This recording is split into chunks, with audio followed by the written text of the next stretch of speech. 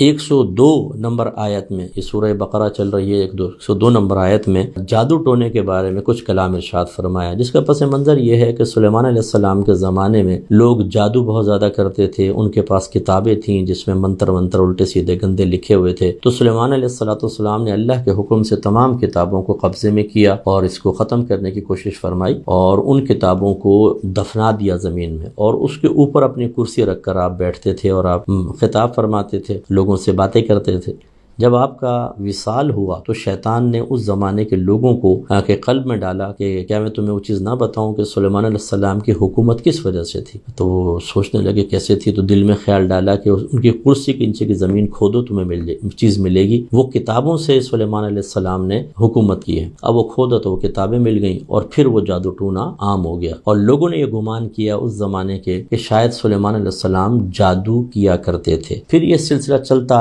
آیا حتیٰ کہ نبی کریم صلی اللہ علیہ وسلم کے دور کے جو یہود تھے وہ بھی وہ منتر جادو ٹونے، اور ان کے ہاں بھی بعض میں معروف تھا کہ سلیمان علیہ السلام کی حکومت انہی جادو ٹونے اور منتروں کے اوپر مشتمل تھی اور ٹکی ہوئی تھی۔ تو اللہ تعالیٰ نے یہ آیات نازل فرمائیں۔ اچھا، جو اس زمانے میں جادو تھا وہ دو طرح کا تھا، ایک کلمات کفر و شرک پر مشتمل تھا، یہ تو کفر تھا، جو اختیار کرے وہ کافر، دوسرا وہ تھا جو کفریات پر تو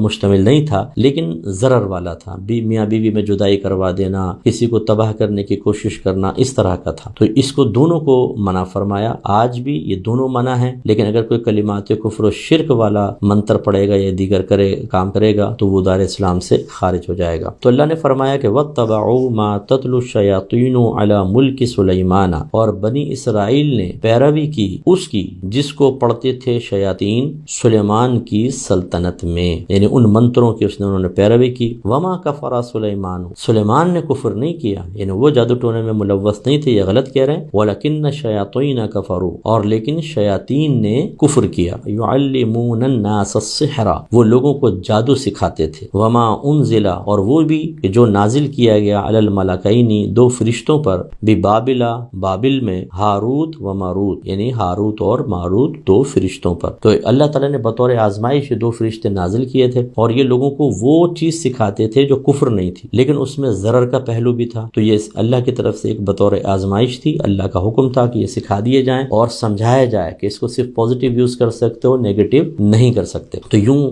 آگے اللہ نے بیان فرمایا کہ وما يعلمان من احد، اور یہ دونوں نہیں سکھاتے تھے کسی ایک کو، حتی یقولا، یہاں تک کہ کہہ دیتے تھے کہ انما نحن فتنۃ، کہ محض ہم تو ایک آزمائش ہیں، فلا تکفر، تو تم کفر نہ کرنا، فیتعلمون منہما ما یفرقون به بین المرء وزوجہ، تو یہ بنی اسرائیل سیکھتے تھے ان دونوں سے وہ چیز جو جدائی پیدا کر دے، ان سے سیکھتے تھے وہ چیز کہ جدائی پیدا کر دیں، یہ اس کے سبب میاں اور بیوی کے درمیان، تو یہ ایسی چیز۔ اب لیکن دیکھیں اس کا سیکھنا جو کفریات میں سے نہیں تھا، سیکھنا تو جائز تھا کیونکہ اللہ کی طرف سے ہاروت اور ماروت کو اجازت دی گئی تھی، لیکن اس کا استعمال نیگیٹو یہ منع تھا۔ اللہ نے دنیا میں بہت ساری چیزیں پیدا فرمائیں اور ان کا استعمال منع کر دیا، مثلا شراب جیسے ہے استعمال منع ہے، تو پیدا ہونا کسی چیز کا یہ برا نہیں ہوتا، اس کا استعمال جائز یا ناجائز، استعمال اصل تو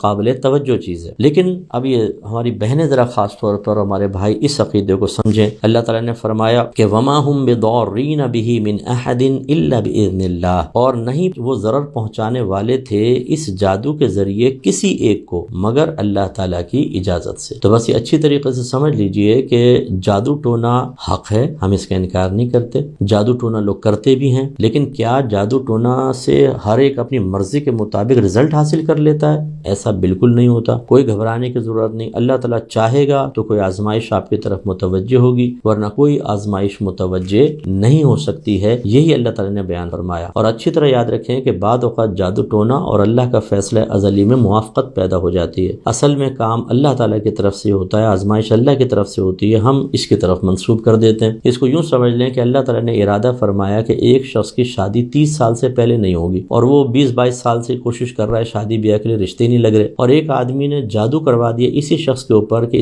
اس کا نکاح ہی نہ ہو، اب وہ جو رشتہ آ رہا ہے ریجیکٹ ہو رہا ہے، جو رشتہ آ رہا ہے ریجیکٹ ہو رہا ہے، تو یہ جادو ٹونا کرانے والا خوش ہوتا ہے کہ شاید میں نے اس کا رشتہ روک دیا۔ ارے بھائی آپ بندش نہیں کر سکتے، وہ تو اللہ تبارک و تعالیٰ کا فیصلہ ازلی ہے کہ 30 سال تک اس کی شادی نہ ہو، اور یہی وجہ ہے کہ جب 30 سال ہوئے مثلاً فوراً شادی ہو جاتی ہے۔ پھر کہاں گے تمہارا جادو ٹونا؟ اگر جادو ٹونے اتنے ہی اثر انداز ہوتے کہ اللہ کی مرضی ہو یا نہ ہو اثر کریں، تو میں آپ سے پوچھتا ہوں کہ کوئی آپ کو بیمار کیوں کرے گا؟ جو دشمن ہے وہ آپ کو مارے گا کیوں نہیں؟ آپ کی ٹانگیں کیوں نہیں توڑے گا؟ آپ کو اندھا کیوں نہیں کرے گا؟ تو یوں ہم نہیں سوچتے کہ یار اگر کسی نے کروانا ہی ہے تو ہمیں تو تباہ کرے گا۔ یہ کیا گلاس ٹوٹ گیا، آج بیٹی کا رشتہ نہیں ہوا، آج بیٹا انٹرویو میں فیل ہو گیا، یہ جادو کروایا ہے، بھائی وہ کیوں مروا ہی نہیں دے گا؟ تو اس لیے ان چیزوں کی طرف متوجہ ضرور ہوں آپ، پروٹیکشن کے لیے عمل کرنے میں بھی حرج نہیں، لیکن اس کو اپنے حواسوں پر مسلط نہ کریں، یہ چیز ٹھیک نہیں ہوتی ہے۔